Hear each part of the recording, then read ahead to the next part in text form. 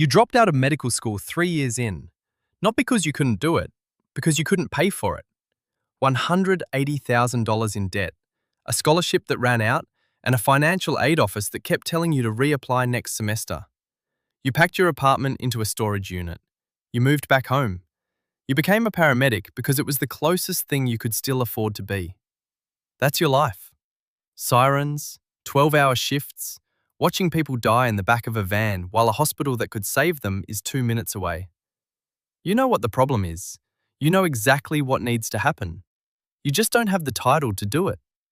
That's what makes you dangerous. The call comes on a Wednesday, not through dispatch, through your personal phone, a number you don't recognize. The man on the other end doesn't introduce himself. He just says he heard about you. He says his brother took a bullet an hour ago and the hospitals aren't an option. He says he knows you've been in 3 operating rooms as a first responder and that you know the difference between a nicked artery and a severed one. He says he'll pay you $8,000 cash to come right now. You tell him you're a paramedic, not a surgeon. He says he knows. He says come anyway. You shouldn't go. You know you shouldn't go. You sit in your car for 4 minutes doing the math on your rent, your storage unit, your mother's dialysis bills that she stopped mentioning because she knows you can't help. You drive. The apartment is on the 3rd floor of a building with no elevator. The brother is on a kitchen table.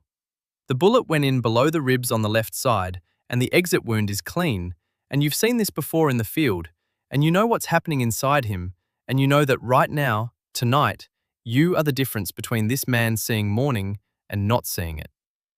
You don't have an OR. You have a first aid kit you brought from the ambulance and a bottle of vodka and a sewing kit someone pulls from a drawer.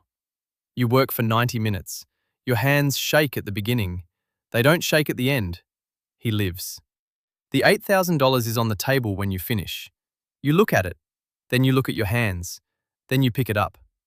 You tell yourself it was a one-time thing. You've told yourself that before.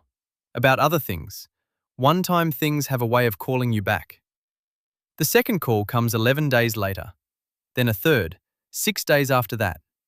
Word moves through certain networks the way water moves, finding every crack, taking the path of least resistance. You don't advertise. You don't have a number listed anywhere. But somehow they find you, the way people always find the thing they desperately need. Here's the thing. Here's the thing you need to understand if you're going to understand any of this. The people who show up aren't who you think they are. The first few, yes, you can feel the danger in the room when they walk in. Cold eyes, too calm. The kind of men who are used to pain and used to paying people to manage it quietly. Those patients you charge $10,000 minimum and you don't ask anything, and they don't tell you anything, and they leave clean.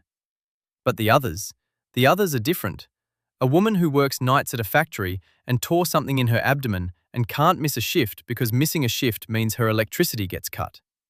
A teenager with a stab wound whose parents are undocumented and who start crying the moment you say the word hospital.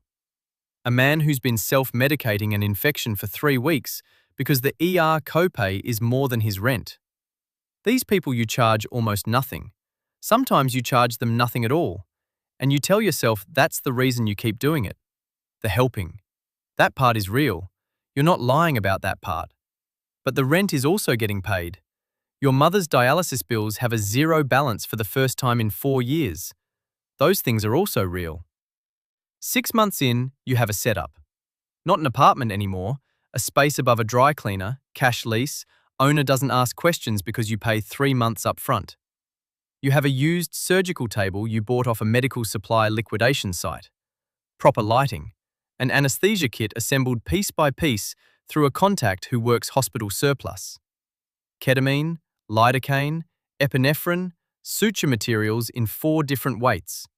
You've read every surgical manual you can get your hands on. You've watched hundreds of hours of recorded procedures.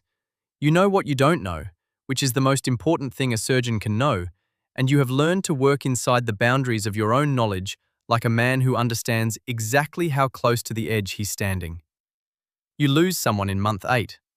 A man who waited 4 days before they brought him to you, infection already systemic, organs already starting to shut down in the slow, quiet way organs do when they've decided they're done. You work for 3 hours. He dies anyway. You sit on the floor afterward for a long time. Nobody comes to check on you. That's not part of the arrangement. You clean the table yourself.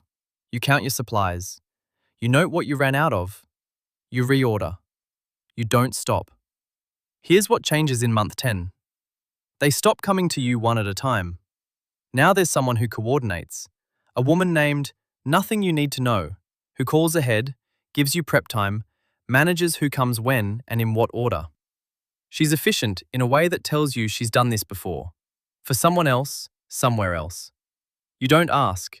You just appreciate that the supplies are now delivered instead of sourced, and that the table is always clean when you arrive because someone else handles that now, and that the money moves through a system that means you never have to count it yourself.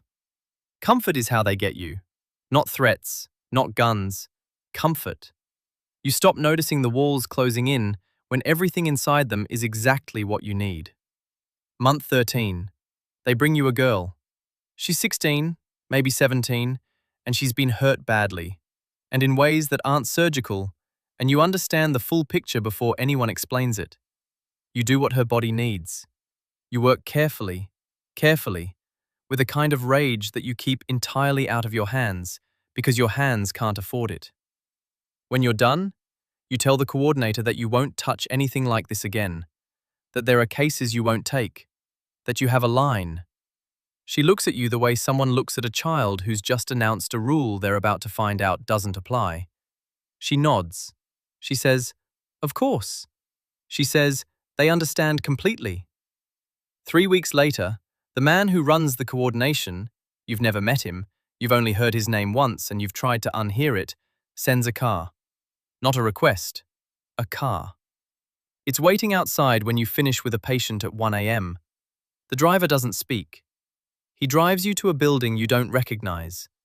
You walk down a hallway that smells like real antiseptic, real hospital antiseptic, the kind that costs money. They put you in a room with a man on a table who is bleeding internally, and who is, you realize slowly, someone whose name you've seen in headlines, someone who runs things, many things. The kind of man whose continued existence is a financial necessity for a significant number of people in this city, and possibly beyond it. You look at him. You look at the room. You look at the two men standing near the door with their hands visible and their eyes on you. You think about the girl. You think about the line you said you had. You think about your mother's dialysis, your storage unit, the 3 years of medical school living inside your hands that the financial aid office took from you and that you have spent 13 months taking back. Your hands are already scrubbing. That's the thing about lines. You don't cross them all at once. You cross them 1 millimeter at a time, in the middle of the night, in rooms that smell like antiseptic and money, with your hands doing the only thing they were ever trained to do. And by the time you realize how far you've walked, there is no visible line behind you anymore, just distance, and the operating table in front of you, and whatever comes next. You pick up the scalpel. You begin.